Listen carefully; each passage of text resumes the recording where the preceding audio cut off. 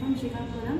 I completed my graduation from Acharya Nagaram University and in the year 2023 did the stream of ECE with the aggregate of 8.2 CGPA.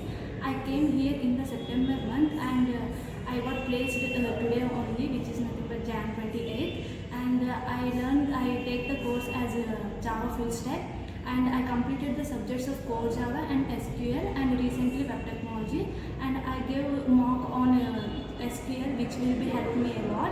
So I suggested that giving mocks and giving mock interviews and practicing the assignment, it is very useful to me because I experienced that what are the questions I have faced in mock interview here.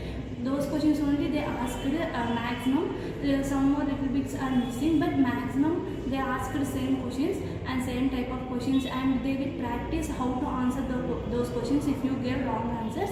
And my SQL faculty was Ravant Reddy sir, and my Java faculty was Manjunath sir, and web technology is Rashma madam.